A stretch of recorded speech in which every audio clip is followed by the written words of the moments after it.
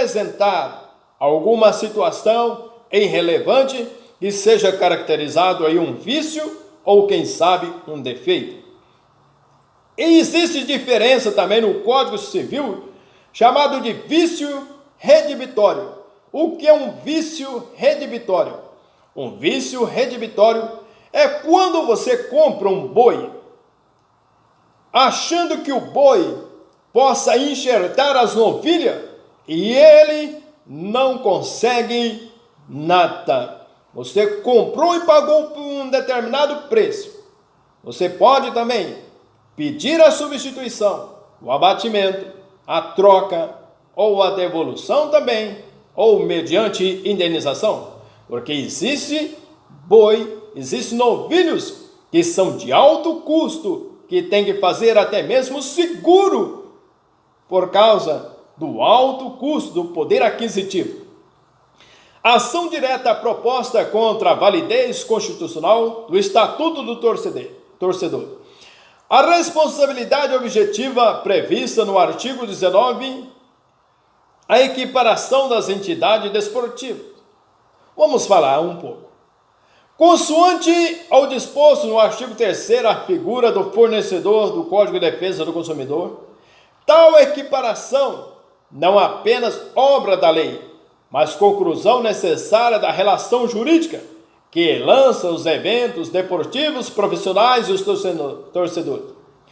Fere qualquer conceito jurídico que lança os eventos desportivos, profissionais e os torcedores.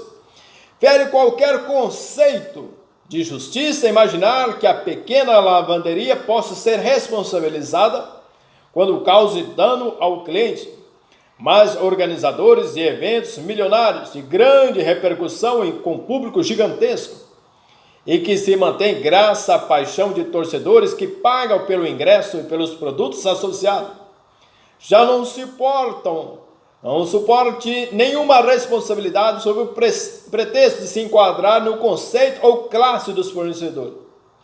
Todo fornecedor ou prestador de espetáculo público responde pelos danos de suas falhas.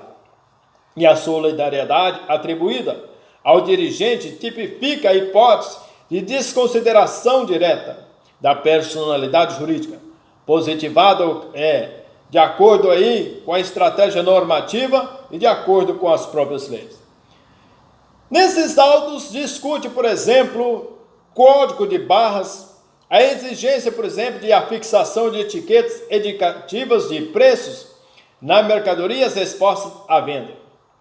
O mandado de segurança foi impetrado pelo STJ em 23/11/98, questionando o ato do ministro da Justiça, regulamentado aí pelo decreto 5.903/2006, dispondo sobre a oferta e as formas de fixação de preços de produtos e serviços para o consumidor. Na atual regulamentação da matéria, admite-se a utilização do sistema de código de barra, desde que o comerciante exponha de forma clara e legível, juntos aos itens expostos, informações relativas ao preço à vista de produtos, bem como a disponibilidade de equipamentos de leitura óptica para consulta de preço. De antemão, senhor, se você passa na porta de uma loja e você vê lá 99,99, você já vai pensar que se trata do rádio FM. Mas se você observar embaixo, você vai ver 15 vezes de 99,99.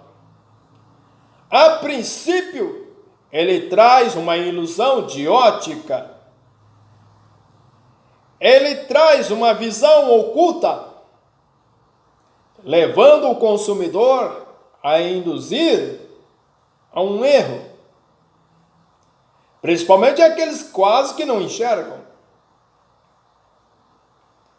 Existem situações que podem ensejar para o direito do consumidor uma propaganda enganosa, como também pode ser abusiva, em que houve também abuso.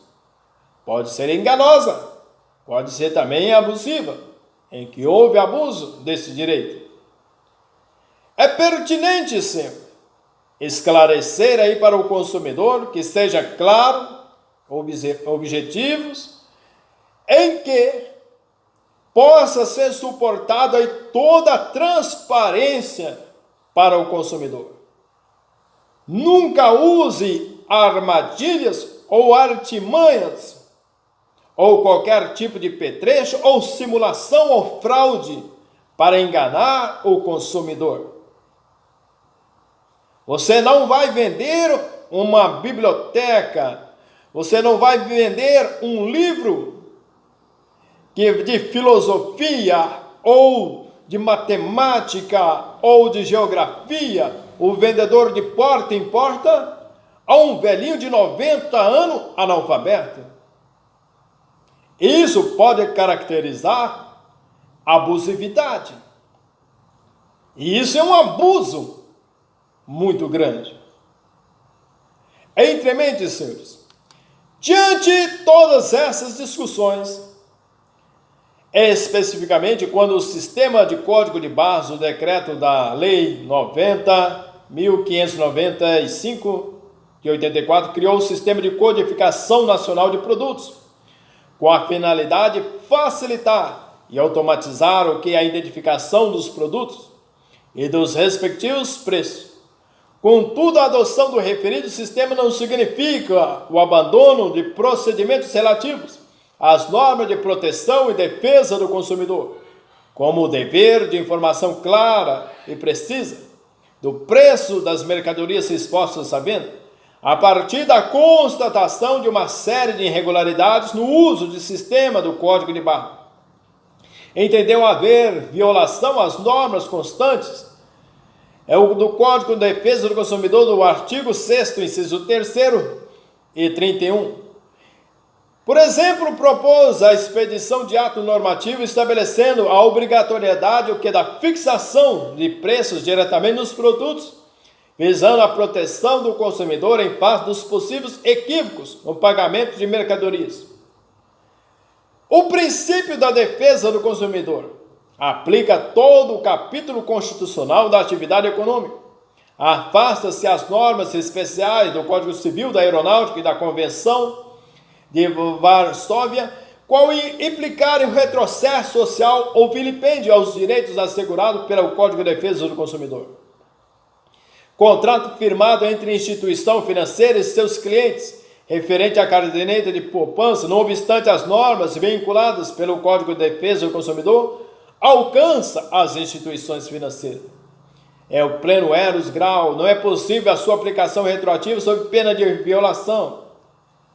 As instituições financeiras estão todas elas alcançadas pela incidência das normas vinculadas pelo Código de Defesa do Consumidor.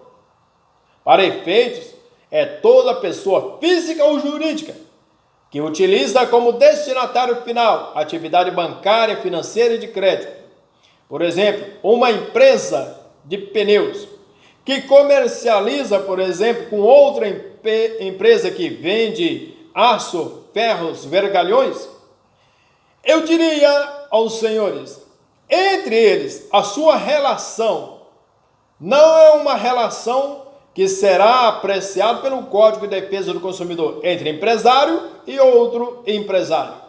Sempre a relação está aí entre uma pessoa jurídica e uma pessoa física. Vai depender do contexto do destinatário final.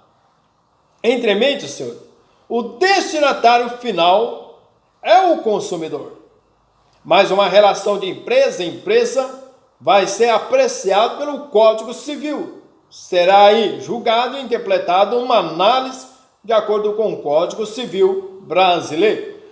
O inciso 33 da Constituição Federal, artigo